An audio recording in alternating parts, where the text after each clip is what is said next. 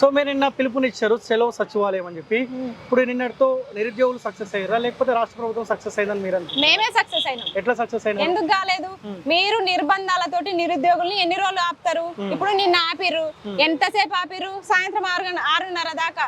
ఎంత దుర్మార్గపు ప్రభుత్వం అంటే మీరు. ఖార్గే గారు వస్తే ఇంతమంది నిరుద్యోగుల్ని బందీ చేసిర్రు మీరు. అంటే ఈ మా నిరుద్యోగుల సమస్య మీ దృష్టిలో ఉంది, కానీ ఖర్గే గారికి మా సమస్య తెలియద్దు అన్న ఉద్దేశంతో మీరు మమ్మల్ని బందీలను చేసిర్రు. మీ ప్రభుత్వం ఏంటి అర్థమవుతుంది అంటే ఆయనకు తెలిస్తే మీ పోస్టులు ఊడిపోతాయి కాబట్టి, మీ సీఎం పదవి పోతుంది, మీ మంత్రి పదవులు పోతాయి కాబట్టి ఆయన పోయి ఢిల్లీలో ఊదుతాడు కాబట్టి భయపడి మమ్మల్ని అందరినీ నిర్బంధించిర్రు. ఇంకొకటి, మమ్మల్ని అరెస్ట్ చేసేటప్పుడు ఆడపిల్లలు రేవంత్ రెడ్డి ఆయనను అరెస్ట్ చేసేటప్పుడు ఎంత బాధపడ్డాడు. నా బిడ్డ పెళ్లి ఉంది, నా బిడ్డ పెళ్ళని కూడా చూడట్లే మీరు, ఇట్లా చేసిరు అట్లా చేసిరు అని బాధపడ్డాడు. మరి మేము నీ ఇంటి ఆడబిడ్డలం కాదా? మేము కూడా ఆడపిల్లలమే కదా. నువ్వు మగాడివి, నిన్ను అరెస్ట్ చేసాను అంత ఫీల్ అయితే మేము ఇంకా ఆడపిల్లలము, మేమెంత మనోవేదనకు గురైతాము. ఇప్పుడు నేను స్ట్రాంగ్ కాబట్టి నేను తట్టుకొని నిన్న. ఒకవేళ అమ్మాయికి సున్నితంగా ఉండే వాళ్ళైతే నువ్వు చేసిన టార్చర్ కి చచ్చిపోయేటోళ్ళే.